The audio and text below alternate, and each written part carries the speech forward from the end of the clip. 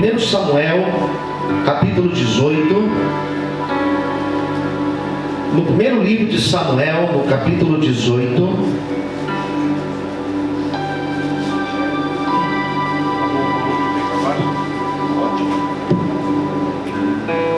1 Samuel, capítulo 18.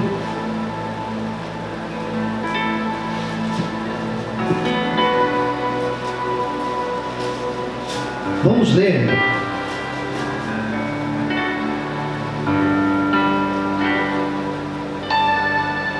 Olha o que diz aqui, o versículo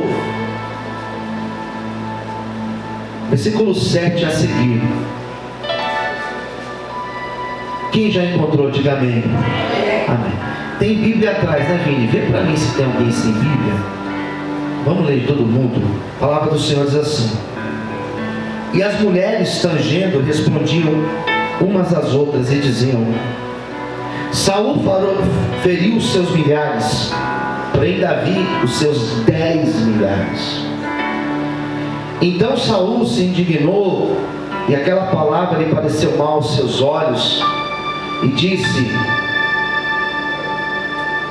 somente a mim, e disse: 10 milhares dera a Davi, e a mim somente milhares. Na verdade, quem falta senão só o reino? Agora é o 9. E desde aquele dia Saul tinha Davi em suspeita. E aconteceu ao outro dia que o mau espírito da parte, olha só, hein, da parte de Deus, isso aqui é polêmico, apoderou-se de Saul e profetizava no meio da casa, e Davi tangia a harpa com a sua mão, como de dia em dia. Saul, porém, tinha na mão uma lança, e Saul atirou com a lança, dizendo: encravarei a Davi na parede. Porém Davi se desviou dele por 2 vezes. E temia Saul a Davi, porque o Senhor era com ele. Vamos ver o que diz aqui. E se tinha retirado a Saul. Olha o que diz o de baixo: pelo que Saul o desviou de si e o pôs por chefe de 1000, e saía e entrava diante do povo.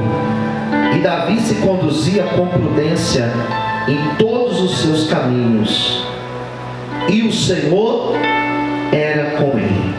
Todos digam amém. Vamos falar com Deus? Vamos fechar os olhos. Soberano Deus, fala conosco nesta manhã de domingo, nesse primeiro dia da semana. Usa, Senhor, a minha vida como um instrumento nas tuas mãos. Abençoe aqueles que estão assistindo esse culto, de qualquer parte onde estiverem. Fala com todos, ó Senhor. Tira os impedimentos, distrações, e nos abençoe em nome de Jesus. Amém. Você pode aplaudir o Senhor nessa manhã, queridos?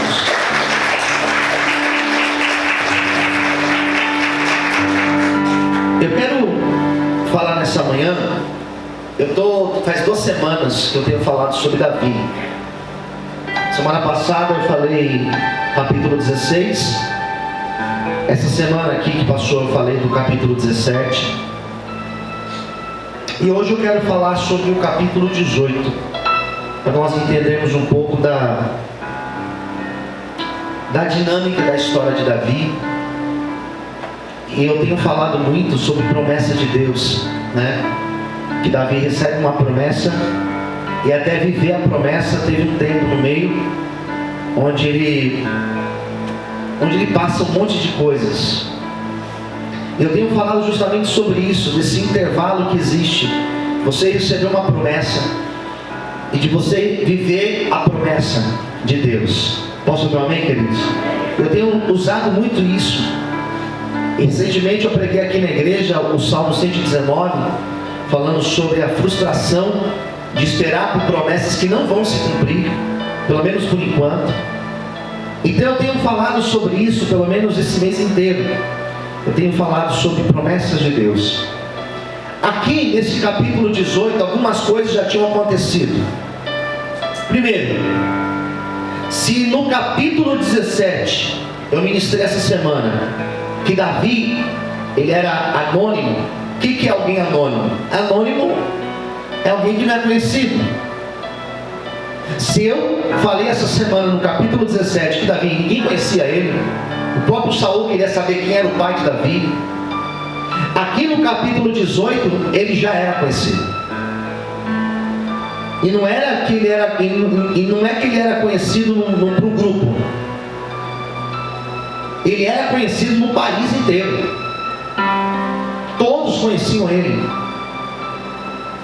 E na verdade, o fato de Davi ter tido a vitória que ele teve perante os filisteus, Davi, ele se tornou visivelmente, ele se tornou praticamente uma sensação em Israel. As meninas, as mulheres de Israel, a Bíblia vai falar que elas tinham um carinho por Davi muito grande. Elas cantavam para Davi. Davi passava na rua e as pessoas aclamavam Davi, as pessoas aplaudiam Davi. Se fosse hoje em dia, eles iriam abrir a janela dos prédios e cantar para Davi. Que ele era conhecido como alguém que venceu os filisteus, alguém que derrotou Golias, que era um gigante de 3 metros de altura. Então Davi, no capítulo 18, não é anônimo, não é conhecido.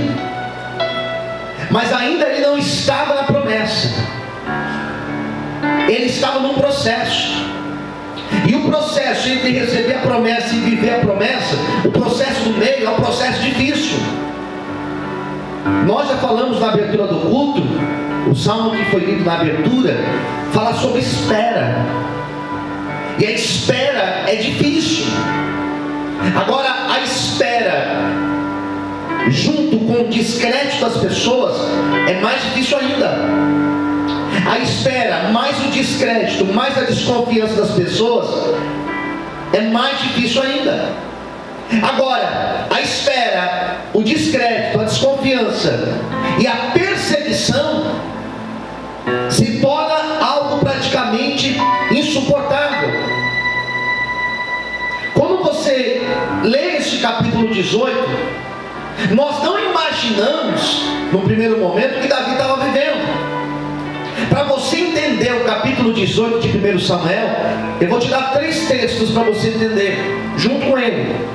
Você precisa entender os salmos dourados. Sabe quais são os salmos dourados? São 3 salmos. Mishat, que é o salmo 57, 58 e o 59, que são salmos que Davi, esses salmos, esse Mishat, Mishatã, esses salmos de Davi, são salmos que Davi expressa o que ele estava vivendo, a perseguição dura, cruel que ele estava vivendo de Saul. Davi não tinha feito nada para Saul. Davi não tinha tocado em Saul.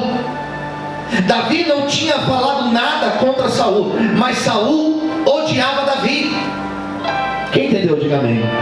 Eu odiava. Davi não tinha feito nada para Saul, pelo contrário, ele tinha sido leal, fiel, parceiro de Saul, e Saul perseguia. Então, esse momento da espera para Davi, descrédito, desconfiança, mais a perseguição, mais a inveja de Saul. E não era simplesmente que Saul não gostava de Davi. Saul queria matar Davi. Saul queria matar Davi. O texto vai dizer que Saul coloca Davi para ser chefe de mil soldados.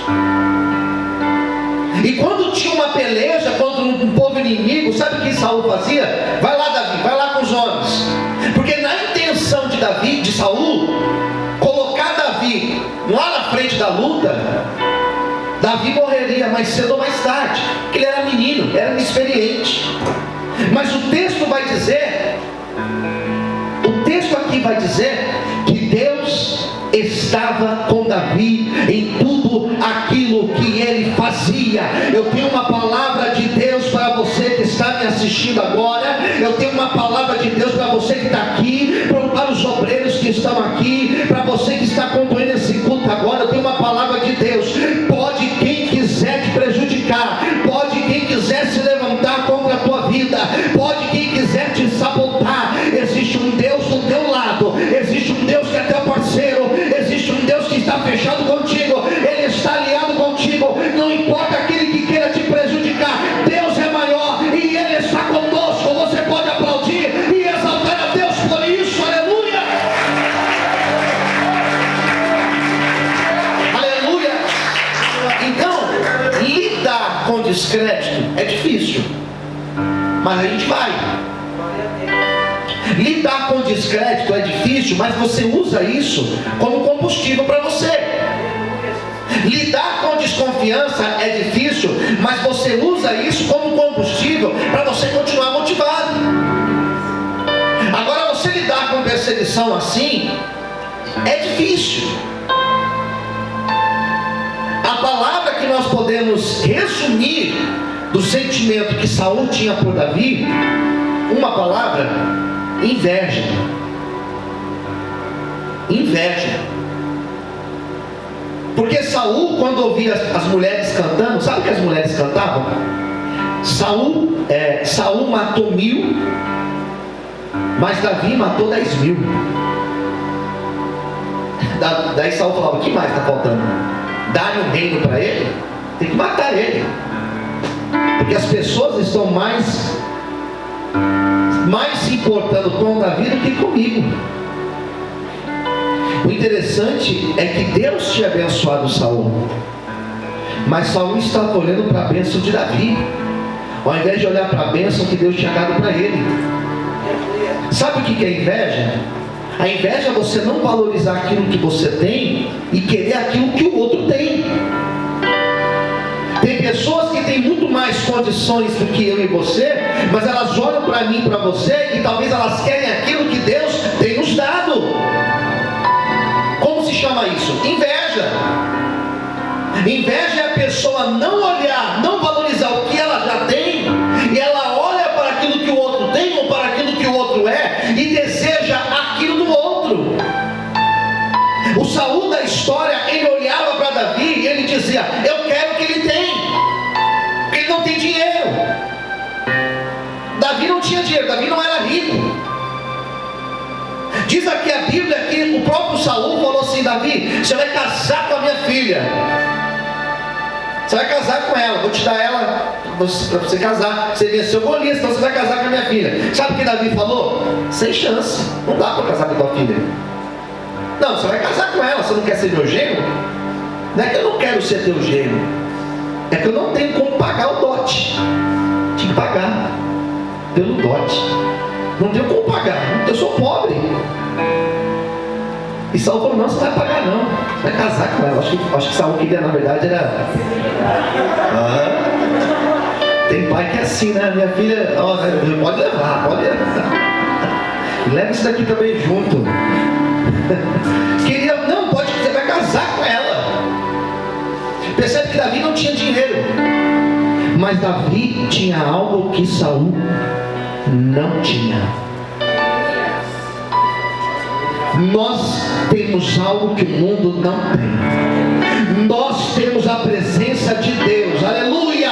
E aquele que tem a presença de Deus, ele passa pela tempestade, ele passa pela dificuldade, ele passa pela afronta, ele passa pela doença, ele passa pelos males, e ele continua em Deus, adorando o Senhor. Ele não pode não ter dinheiro, ele pode não ter o melhor carro, ele pode não morar numa boa casa, mas ele tem a paz de Deus, ele tem a presença do Senhor. E aquele que tem Deus tem tudo. Você pode exaltar e glorificar o nome dele nessa manhã, aleluia.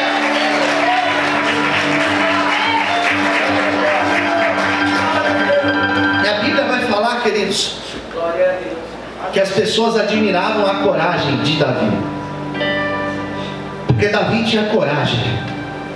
Davi teve coragem para enfrentar Golias. Primeira coisa, as pessoas olhavam para a coragem de Davi.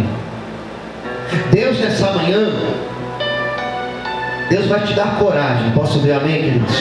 Diga para quem está perto de você, diga assim: Deus vai te dar coragem nessa manhã. Não, mas diga com voz de corajoso, diga assim: Deus vai te dar coragem nessa manhã. E a coragem, olha para mim aqui, queridos, a coragem não é coragem para enfrentar, passar por uma dificuldade, não é simplesmente para isso. A coragem não é simplesmente para você entrar num lugar perigoso, não. A coragem que a Bíblia está dizendo que Deus vai nos dar, é a coragem de acreditar em Deus no meio da tempestade, acreditar na fidelidade do Senhor no meio da provação, é acreditar no sinal de Deus para a tua vida, é acreditar que Deus está contigo. É essa coragem que o Senhor, Ele vai te dar nessa manhã. Você pode aplaudir a Ele, aleluia. Glória a Deus. Mas por que Saul? Por que Saul tinha inveja de Davi? Pela coragem dele. 2. Porque Saul, diz a Bíblia, que Saul estava perturbado aqui. Existia um espírito maligno atormentando a vida de Saul. E é interessante porque esse texto aqui, eu já ouvi alguns debates sobre esse texto. Eu nunca debati esse texto, mas eu já ouvi vários debates desse texto. Porque olha o que diz a palavra do Senhor: que um espírito mau da parte de Deus, olha que interessante, o espírito mau, versículo 10, da parte de Deus assolava a vida de Saul. Sabe qual a impressão que dá? É que aquele espírito maligno estava em Saul por uma permissão de Deus. Posso ver um amém, queridos? Já viu aquela expressão que as pessoas dizem: meu santo não bate com aquela pessoa? Já viu essa expressão?